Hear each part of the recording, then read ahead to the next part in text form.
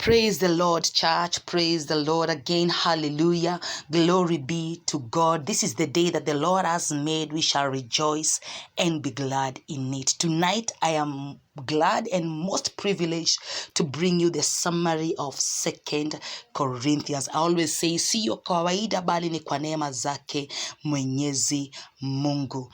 The book of 2 Corinthians is a Pauline epistle, a letter from Paul. The Apostle Paul wrote it about 56 AD.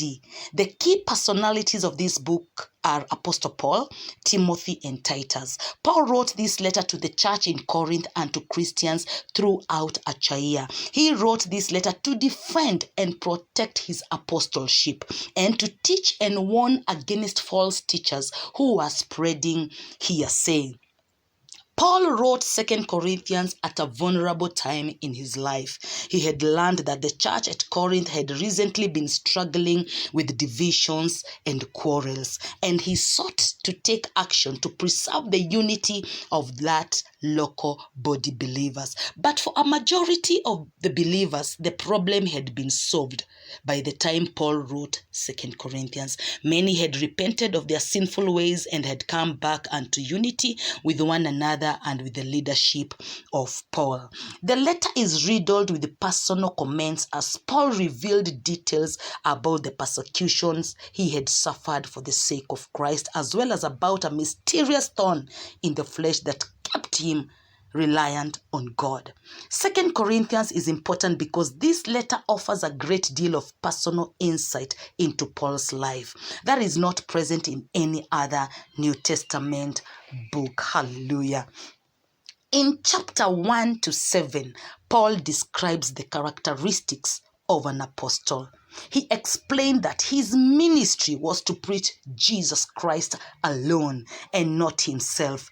I quote 2 Corinthians 4:5. It says, "For we do not preach ourselves, but Christ Jesus as Lord, and ourselves as bond servants for Jesus' sake." Paul then explains that Christians will suffer. Yes, they will suffer. It says, "We are afflicted in every way, but not crushed, perplexed, but not despairing, persecuted, but not forsaken, struck down, but not destroyed." It is promised to followers of Christ that they will suffer. But Paul is stating that, comparing that to eternity with Christ, the suffering of the world are temporary and have a purpose for us. Hallelujah. And in chapter 8 and 9, it is all about giving. Paul urges the Christians to give. He clearly reveals God's plans for his people to give to others. Paul first focused on the general example of Macedonian churches. They were largely Gentiles who gave to their Jewish Christians brothers and sisters in Jerusalem. Several realities about Christian giving became clear in these two chapters, that is 8 and 9 of 2 Corinthians. Christians who make commitments to give, Christians who give pledges, should honor their pledges.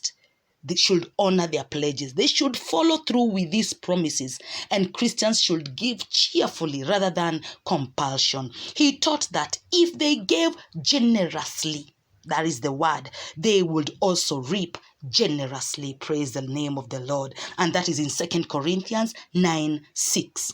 In chapters 10 to 13, we see Paul defending his ministry and response to attacks about his apostleship. They had been questioning his authority and opposing him. We see Paul declaring that if anyone preaches a different gospel or a different Jesus other than what Paul and the apostles were preaching, they are false teachers and deceitful workers and should not be accepted. Praise the name of the Lord. Then in chapter 12, verse 7 to 10, Paul explains a theology of his own suffering. He asks God to remove a suffering from his life, but God refuses. God responds to him, "My grace is sufficient for you." As I will tell you today, the grace of God is sufficient for you. Even for what you are going through, the grace of God is sufficient for you, and power is perfected in weakness. Hallelujah. Paul understood that God is sovereign and in control over even his sufferings. Therefore, Paul embraces his sufferings because God allows them into his life for a purpose, regardless to how difficult they may be. Praise the name of the Lord. In times of calamity, he understood that there were times when he depended on God's strength. He depended on God's infinite strength and mercy the most. Praise the name of the Lord. And lastly, the last thing Apostle Paul teaches in 2 Corinthians is how to test yourself. If you want to know you are a Christian, if you want to know you are a believer and a follower of Jesus Christ, then you must test yourself. Brethren, are we ready to test ourselves? He quotes, to see if you are in the faith, examine yourself with scriptures. See 2 Corinthians 13 verse 5, and that marks the end of our 2 Corinthians. This far, the Lord has been Ebenezer. Glory and honor and worship unto him. Praise the name of the Lord. And for me, Fidelis, this 2 Corinthians has really taught me a lot of things. It has taught me the characteristics of an apostle. It teaches me about preaching Jesus alone and not myself. For we are both servants of Jesus. 2 Corinthians also taught me a lot, especially about giving. We Christians, we are called to give generously, according to and at times beyond our financial abilities. Let giving be a privilege and not a duty. Let us give liberally and not in compulsion. I've also learned that living in unity requires us to humbly forgive one another and to follow our leaders.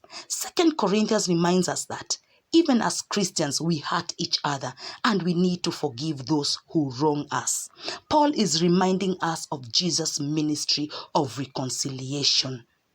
That is in 2 Corinthians 5:17 to 19. We must, not we should try, not we do it halfly, but we must seek to reconcile relationship in which disunity reigns. We should strive to live among all people in humility. Bwana asifiwe. Mbarikiwe sana. Nyinyi ni wabarikiwa wa Mungu. Tuonane tena. Hallelujah.